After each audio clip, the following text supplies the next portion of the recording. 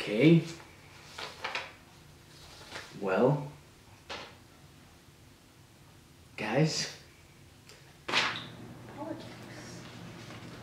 Where's the PowerPoint? It's not done. Oh, God. Okay. Wow. Hey, he's been busy. Nice price, lacy panty. Really? Well, I got nothing. All right, hold on. Check this out. I got this. Epicureanism emphasizes the neutrality of the gods, that they do not interfere with human lives. It states that God's matter and souls are all made up of atoms. Souls are made up from atoms, and gods possess souls, but their souls adhere to their bodies without escaping.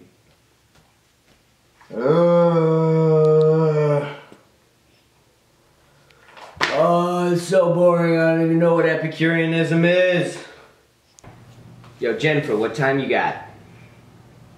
It's 1:35. Shit, I gotta go. Me too.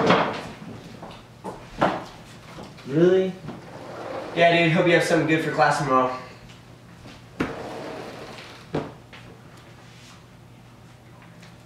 The front door's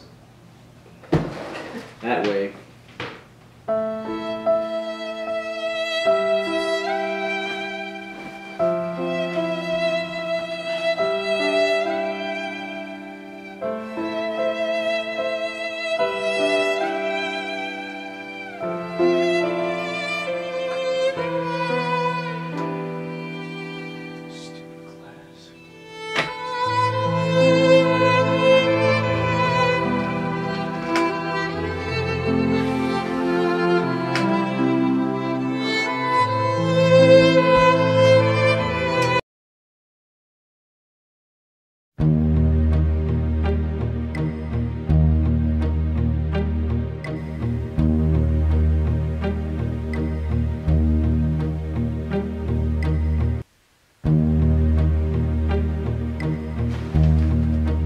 This is a nice room. You live here alone. Please, do not fear. I am Epicurus. I've come to tell you a thing or two about religion. Something I've studied. Plato, Socrates. Any of these names ringing a bell? Come.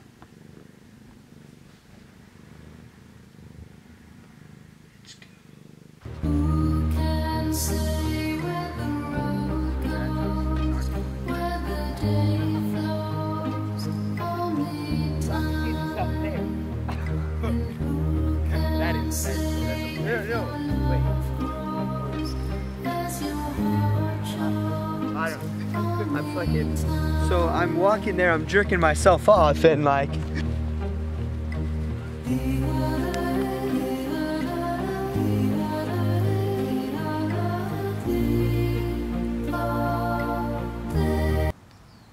I was born in 341 BC in Samos, Greece. I started studying philosophy at age 14 and moved to Athens at 18. I was formerly taught by a follower of Democritus. In 311, I founded a school from my home, and it had a very pleasant garden. I have no bias towards slaves or women. I often invite them to study with me. It's a simple community, with our main foods being bread and water. What made it, of course, interesting and rich was the friendships. And of course, our finances were paid by communal contribution. Sometimes I'd ask my disciples to bring me some cheese in case I wanted to have a little feast. Are you getting all this? Yeah. I didn't get along with my other philosophers, however. But my kindness to all other people was undoubtedly immeasurable. Now let me start on what I have to teach. Pleasure, my friend, is the beginning and end of this blessed life. The beginning and root of all good is the pleasure of the stomach even wisdom and culture must be referred to this. Now the beauty in this is that we can learn how to contemplate pleasure rather than pain, and thus have more control over mental and physical pleasure. We don't care for politics because their means lie elsewhere, rather than being tied in with the social contract, the law of nature. There's two kinds of pleasure. Dynamic, being the pleasure gained as means to an end, or static pleasure, having an equilibrium, sense of pleasure, for example, the satisfying of hunger, while it is a progress, is a... Dynamic. Right! And the sense you feel one's hunger is no longer there is static. I would always prefer a static. Now you must understand that theoretically this is not a religion, but a philosophy of life. After my passing, my rightful philosophy, Stoicism, or as I should call it, Stonerism, took over the masses because we didn't care to appeal to the masses as much as they did. We focus on the here and the now, and projecting both superstitions of the gods and such things as afterlife. You see, the whole of the universe consists of matter and space, and all that matter is dividable to a degree of atom. These atoms are eternal, forever. They are neither created nor destroyed. They cannot be seen or felt, but they do, however, have size, weight, and motion. Atoms. Right. Oh, well, anyway. With Epicureanism, there is no such thing as an afterlife. Our bodies have souls, and our souls are made up of atoms, although a subtler sort. Soul and body are united, so when one perishes, their body disintegrates along with their soul. Are you following me? Mm-hmm. Therefore, there is no need to fear an afterlife or believe in any spiritual religion at all, for that matter. No pun intended, sorry. Gods do exist, but they are also made up of atoms. Therefore, nothing to fear. Some people confuse my teachings with hedonism, although a form of it. But I persist that the highest pleasures are obtained by knowledge, not necessarily material goods. One simply achieves such enlightened pleasure by good friendship and by a virtuous and temperate life. You must always remain in a state of pleasure, therefore never overdoing anything in order to avoid discomfort. One could almost say, I left, not a way of life, but a golden rule.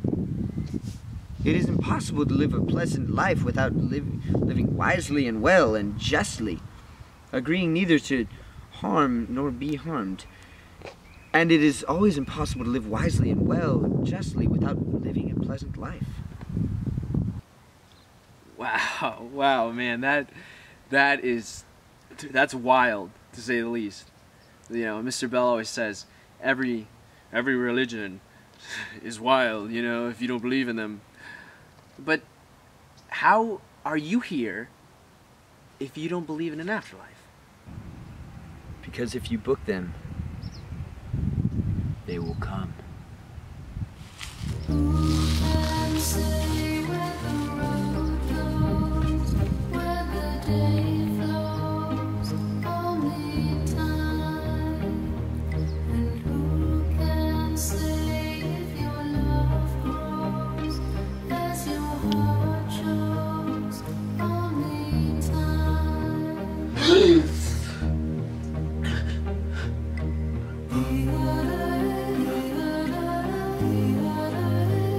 Got it!